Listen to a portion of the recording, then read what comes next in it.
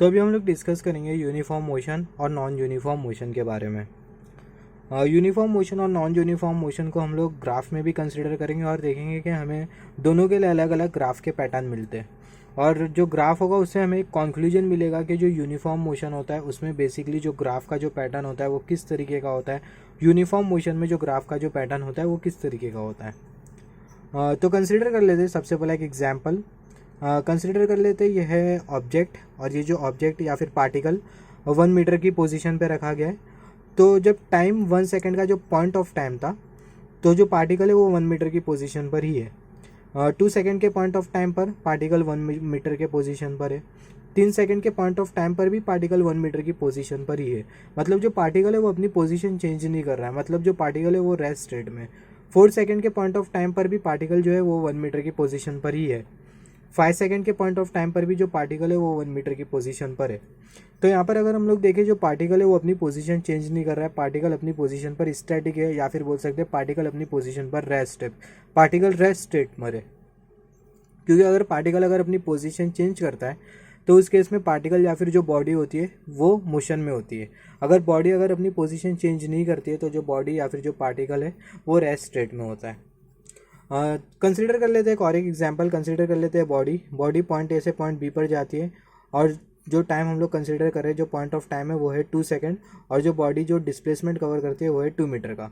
Similarly body B से सी पे जाती है, टाइम 3 सेकेंड, और जो डिस्प्लेसमेंट है वो है 2 मीटर का। बॉडी सी से डी पे जाती है चौथे सेकेंड पर, और जो डिस्प्लेसमेंट होता है वो होता है 2 मीटर का। तो अगर हम लोग यहाँ पर देखें, जो डिस्प्लेसमेंट है हर एक पॉइंट के बीच में जो डिस्प्लेसमेंट है वो सेम है। पॉइंट ए और पॉइंट बी के बीच का डिस्प्लेसमेंट 2 मीटर, बी और सी के बीच का डिस्प्लेसमेंट 2 मीटर, सी और डी के बीच का डिस्प्लेसमेंट 2 मीटर। तो अगर हम लोग देखें, जो डिस्प्लेसमेंट है वो सेम है। तो अगर डिस्प्लेसमेंट अगर सेम होता है इक्वल इंटरवल ऑफ टाइम में, मतलब 2 सेकेंड के पॉइंट ऑफ टाइम पर 2 मीटर, 3 सेकेंड के पॉइंट ऑफ टाइम पर 2 मीटर, 4 सेकेंड के पॉइंट ऑफ टाइम पर 2 मीटर। तो अगर हम लोग देखें, हर एक सेकंड में जो डिस्प्लेसमेंट है वो सेम हो रहा है। तो अगर कोई भी मोशन जिसमें अगर डिस्प्लेसमेंट अगर सेम हो रहा है हर एक सेकंड में पर यूनिट ऑफ टाइम में, या फिर एक दिए गए टाइम में अगर पार्टिकल का अगर डिस्प्लेसमेंट अगर सेम हो रहा है, तो उस केस में जो मोशन होता है वो होता है यूनिफॉर्म मोशन। अभी हम लोग डिस्कस कर लेते हैं एक और एक एग्जाम्पल, और हम लोग समझेंगे नॉन यूनिफॉर्म मोशन कैसा होता है। कंसिडर कर लेते हैं यह पार्टिकल जो कि है पॉइंट ए पर। पार्टिकल पॉइंट ए से बी पे जाता है, 1 मीटर का डिस्प्लेसमेंट कवर करता है, टाइम 1 सेकेंड। 2 सेकेंड पर पार्टिकल 3 मीटर का डिस्प्लेसमेंट कवर करता है और बी से सी पे जाता है। तीसरे सेकंड पर 2 मीटर का डिस्प्लेसमेंट पार्टिकल कवर करता है और सी से डी पे जाता है। तो फर्स्ट सेकंड पर 1 मीटर का डिस्प्लेसमेंट, 2 सेकंड पर 3 मीटर का डिस्प्लेसमेंट, 3 सेकंड पर 2 मीटर का डिस्प्लेसमेंट। तो अगर हम लोग देखें, यहाँ पर जो पार्टिकल का जो डिस्प्लेसमेंट है वो सेम नहीं है दो पॉइंट के बीच में। पॉइंट ए से पॉइंट बी के बीच का 1 मीटर का डिस्प्लेसमेंट, बी से सी के बीच का 3 मीटर का डिस्प्लेसमेंट, सी से डी के बीच का जो डिस्प्लेसमेंट है वो है 2 मीटर का। और जो टाइम हम लोग कंसीडर कर रहे हैं 1 सेकेंड, 2 सेकेंड, 3 सेकेंड। तो अगर हम लोग देखें, हर एक सेकंड में जो डिस्प्लेसमेंट है वो सेम नहीं हो रहा है, जो डिस्प्लेसमेंट है वो अलग अलग हो रहा है। तो अगर डिस्प्लेसमेंट अगर अनइक्वल होता है इक्वल इंटरवल ऑफ टाइम में, या फिर इक्वल टाइम में अगर डिस्प्लेसमेंट अगर अनइक्वल होता है, तो उस केस में जो मोशन होता है वो नॉन यूनिफॉर्म मोशन होता है। अभी इसको हम लोग ग्राफ के थ्रू समझते हैं। अभी हम लोग सबसे पहले एक बेसिक सी चीज़ समझेंगे, पॉइंट ऑफ टाइम और पीरियड ऑफ टाइम क्या होता है। क्योंकि हम लोग यहाँ पर जैसे कि कंसिडर कर रहे थे 1 second point of time, 2 second point of time, 3 second point of time. तो अगर हम लोग यहाँ पर देखें, पॉइंट ऑफ टाइम और पीरियड ऑफ टाइम का बहुत इंपॉर्टेंट रोल है जितने भी जो आगे जो कंसेप्ट है उसको समझने के लिए। तो अगर हम लोग देखें, पॉइंट ऑफ टाइम और पीरियड ऑफ टाइम क्या होता है, कंसीडर कर लेते हैं आपका लेक्चर स्टार्ट होता है 11 PM को और एंड होता है 11:45 PM को। तो यहाँ पर जो 11 PM है वो पॉइंट ऑफ टाइम है, और जो 11:45 PM है वो भी पॉइंट ऑफ टाइम है। क्योंकि पॉइंट ऑफ टाइम पर कुछ इवेंट हो रहे हैं, मतलब 11 PM को आपका लेक्चर स्टार्ट हो रहा है, 11:45 को एंड हो रहा है। तो ये जो 11 PM और जो 11:45 PM है, ये दोनों पॉइंट ऑफ टाइम है, और दोनों टाइम पर कुछ ना कुछ इवेंट हो रहे हैं। मतलब 11 PM पर आपका लेक्चर स्टार्ट हो रहा है, 11:45 PM पर आपका लेक्चर एंड हो रहा है। तो यहाँ पर जो 11 PM और 11:45 PM पॉइंट ऑफ टाइम है। तो यहाँ पर अभी हम लोग समझ लेते हैं पीरियड ऑफ टाइम क्या होता है। 11 PM 1 मिनट से लेकर 11 PM 44 मिनट तक के जो पूरा जो टाइम है वो है ड्यूरेशन ऑफ टाइम। मतलब 11 PM से लेकर 11:45 PM तक जितना भी जो टाइम होगा वो होगा duration of time, time duration, या फिर इंटरवल ऑफ टाइम, या फिर पीरियड ऑफ टाइम। तो यही है बेसिक पॉइंट ऑफ टाइम और पीरियड ऑफ टाइम के बारे में, क्योंकि मैं इसको समझाना इंपॉर्टेंट समझा, क्योंकि जब हम लोग instantaneous velocity, instantaneous speed, instantaneous acceleration समझेंगे तो ये दोनों जो कॉन्सेप्ट है, इन दोनों कॉन्सेप्ट के बारे में बहुत ब्रीफ डिस्कशन होने वाला है। तो अभी हम लोग यहाँ पर देखें पहले वाले केस में, जैसे कि हमने डिस्कस किया था, ये वाले केस में जो बॉडी है वो रेस्ट स्टेट में मतलब 1 मीटर की पोजीशन पर है। 1 सेकंड के पॉइंट ऑफ टाइम पर बॉडी 1 मीटर की पोजीशन पर है। 2 सेकंड के पॉइंट ऑफ टाइम पर भी बॉडी 1 मीटर की पोजीशन पर है। 3 सेकंड के पॉइंट ऑफ टाइम पर भी बॉडी 1 मीटर की पोजीशन पर है। 4 सेकंड के पॉइंट ऑफ टाइम पर भी बॉडी 1 मीटर की पोजीशन पर है। 5 सेकंड के पॉइंट ऑफ टाइम पर 5 सेकंड के पॉइंट ऑफ टाइम पर भी जो बॉडी है वो 1 मीटर की पोजीशन पर है। 1 सेकंड के पॉइंट ऑफ टाइम पर 1 मीटर, 2 सेकंड के पॉइंट ऑफ टाइम पर वही 1 मीटर की पोजीशन, 3, 4, 5 सेकंड के पॉइंट ऑफ टाइम पर भी वही बॉडी की 1 मीटर की पोजीशन है। तो इन शॉर्ट अगर कोई भी बॉडी अगर रेस्ट पोजीशन में होती है तो उस केस में जो हमें जो ग्राफ मिलता है वो कुछ इस तरीके का मिलता है, मतलब हमें एक स्ट्रेट हॉरिजॉन्टल लाइन मिलती है। तो अगर हमें एक स्ट्रेट हॉरिजॉन्टल लाइन मिल रही है तो उस केस में जो बॉडी है वो रेस्ट पोजिशन पर होती है। रेस्ट पोजीशन, सॉरी ये मोशन नहीं है, ये रेस्ट पोजीशन है, ये रेस्ट पोजीशन है, बॉडी रेस्ट स्टेट में होती है।